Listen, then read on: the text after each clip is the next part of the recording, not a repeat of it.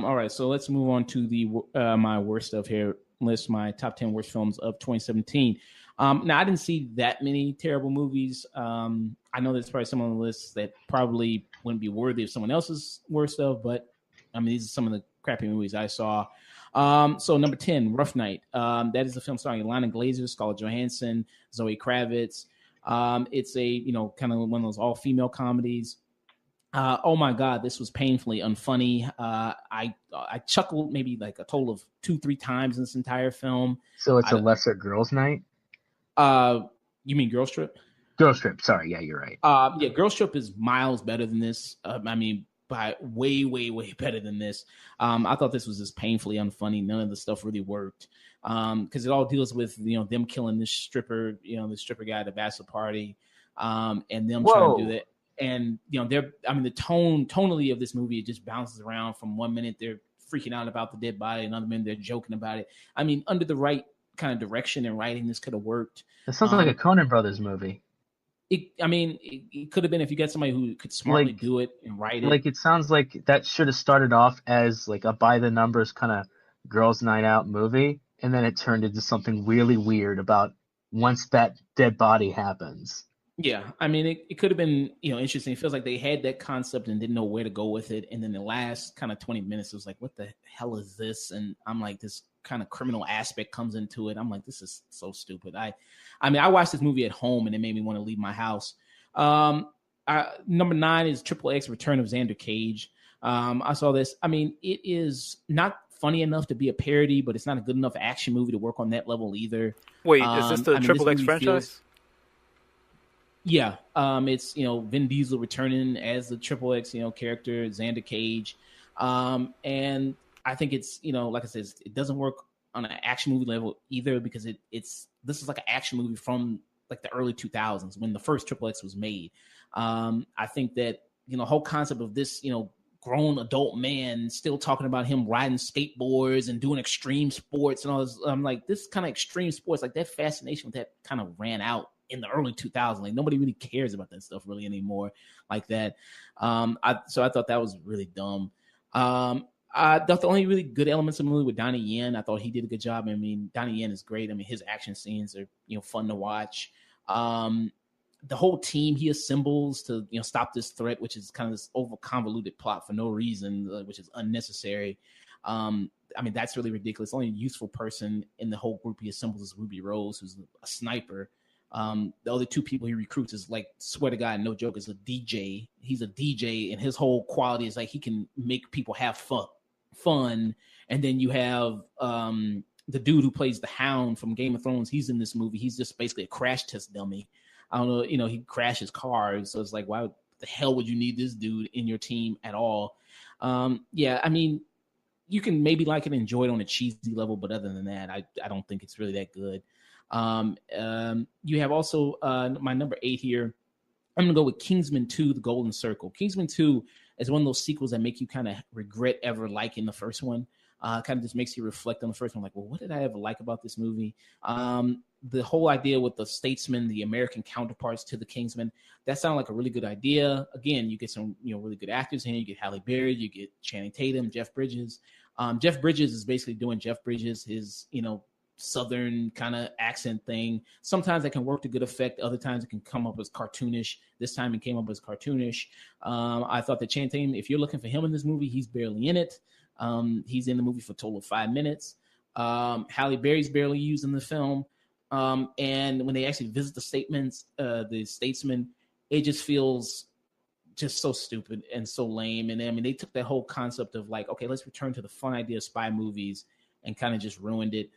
Colin Firth's whole return is absolutely ridiculous, and it makes you just kind of really undercuts the first film, which I really hated. There's some cool action scenes here, like the beginning of the movie opens up and it's set to Prince's "Let's Go Crazy," which is fun. The scene when they raid the compound, that's pretty good. But other than that, I think it's a sequel that nobody should really be that interested in, nobody should really care about. Valerian City of a Thousand Planets, Dane DeHaan, the Luc Besson film, starring Dane DeHaan and Cara Delevingne. The first 20 minutes of this movie are great. I think the special effects are amazing. I think when they actually go to the virtual world, I mean, those first 20 minutes are awesome, are really good. And the movie goes downhill from that. I think the movie suffers from really terrible writing, 2 terrible leads. I think when they actually go to the City of a Thousand Planets, that looks really cool. I mean, this is a perfect movie to play in a bar and to watch on TV, but with the sound off. Because it looks pretty and it looks visually stunning, but everything else, when you actually look at it, is kind of dull and shallow. And also, there's a cool stripper scene with Rihanna in here. But other than that, I mean, like I said, you can watch the first 20 minutes on YouTube and that stripper scene on YouTube. This movie is not worth going to see. I think it's, absolutely terrible. Number 6 is actually a film that my other co-host brought up, Bright. I thought this film is just a mashup of End of Watch, Lord of the Rings, Zootopia, and Training Day, all much better films. Instead of watching this, you could just go see those films. David Ayer actually rips himself off from a film that he wrote here in Training Day. He actually kind of rips himself off there. I think there's some elements that I think are really good. Like you brought up, I think the fantasy building elements are really good and really nice. But if this would probably work better as a TV series to explore those elements, I thought that would have been way better. Joel Edgerton in the movie, I think is really good. I think Joel Edgerton just proves more and more how he's a chameleon and how he can just adapt to every role he's in. Because he's one of the saving graces of the film. He is. Will Smith, I think, is just doing Will Smith stuff. He's not really trying. He's just relying purely on his charisma. It seems like he doesn't even care about acting anymore. They just like people just hire him to show up as Will Smith, not a character. Some of their dialogue back and forth is really not that scintillating, not that really engaging to me. I thought a lot of the right. Yeah. I thought a lot of the villains there, non-characters, completely useless. I thought, you could really watch all the other better movies. It's like you don't need to really watch this. You can spend your time watching better films that this is trying to ape. Number 5, I'm going to go Ghost in the Shell. Ghost in the Shell, it has a particular ending that is really is egregious. I mean, that the fact that these 2 Asian characters basically become 2 upgraded white people. I think that a lot of the action is also kind of, action that you haven't seen in other kind of sci-fi movies of this nature before, a la something like maybe Matrix, a la something like maybe an Equilibrium. It's not really doing anything that interesting or that new. Even the scenes, they try to recreate the scenes from the anime. It doesn't have that same glory, that same kind of beautifulness about it. It's just basic when they do it. I think that Scarlett Johansson is really bad in the movie.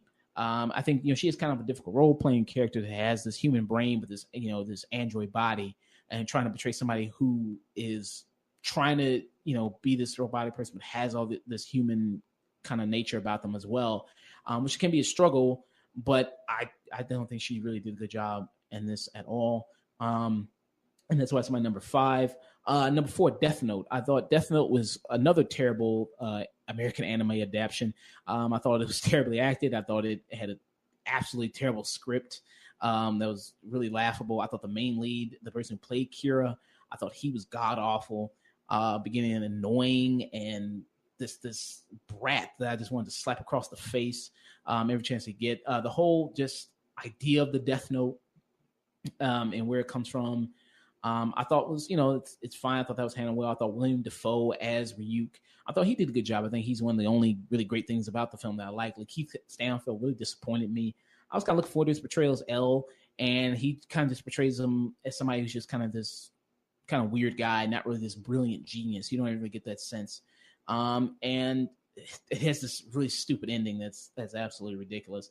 And yeah, there's only that one thing I liked about it was the way Ryuk looked and the way William Dafoe voiced that character. Chips, I didn't see this movie all the way through. I saw about maybe 30 minutes. That was enough. I thought this movie was bullshit. There's nothing worse than a painfully unfunny comedy to me. And I feel bad because this is, directed by Dax Shepard. He worked hard on it, gained the rights, all this stuff. And yeah, this is just absolutely just painfully not funny. I'm telling you, there's almost nothing worse than a bad comedy because you're sitting there just waiting for somebody to make you laugh, and it doesn't. And they're trying hard, but they're failing on every attempt, and like this movie did. All Eyes on Me, the story of Tupac Shakur. I thought this movie was a big disappointment. Tupac is a cultural icon and legend, and what they did with his legacy in this film is absolutely a shame. It's directed by Benny Boom, who's usually a music video director, and I think he applies that same music video directing quality to this film. I think it's quick. There's no depth. I mean, you can really get all the information you have from this movie that you can just get reading Wikipedia. This movie has no depth, has no insight to actual Tupac as a person, what he went through, what he was thinking when these moments were going on in his life. They kind of just breeze past them. The film does have some good performances by the main lead, who I think his name is Demetrius Shipp Jr., who actually plays Tupac Shakur. I think he is really good in the role. I think Kat Graham, who plays Jada Pinkett Smith, I think she's really good. I think Diana Guerrera, who people might know if she's Michonne on Walking Dead, I think she's also good as his mother. She maybe overacts a little bit. I think if you had a better script and better direction for her, I think she could have delivered a powerhouse performance. I think that the good scenes in this movie are the scenes with Jada Pinkett and Tupac when they're together, and Tupac when he's with his mother. I think those are some of the best scenes in the movie. But overall, I think this movie is just an absolute kind of abomination. And my number one movie, The Snowman, starring Michael Fassbender. What the fuck was going on in this movie? I have no idea. This movie's confusing. This movie's, 10 to 15% of this movie was not filmed, like the director said. They didn't have enough time to finish it. So this was a jigsaw puzzle that had to get kind of pieced together in editing, and it shows. This shit in here just doesn't make any sense. Like, how did this happen when they didn't explain this? This could have been something maybe good if you could actually cobble this together properly and do something. I think I could see where the pieces of this movie could have been great, but a lot of it is just, I was just sitting there thinking, what the fuck is this? And that is my top 10 worst films of 2017. Hello, thanks for checking out our content. If you liked it, let us know. And if you didn't, let us know that as well. If you want to see more content, we post every Saturday on SoundCloud and YouTube at The Afternoon Tune. You can also find us through various social medias, Twitter, Facebook, Snapchat, Instagram, all one word at The Afternoon Tune. And if you don't deal with any of that social media stuff, you can also find us through our email at theafternoontune@gmail.com. And don't forget to always stay tuned.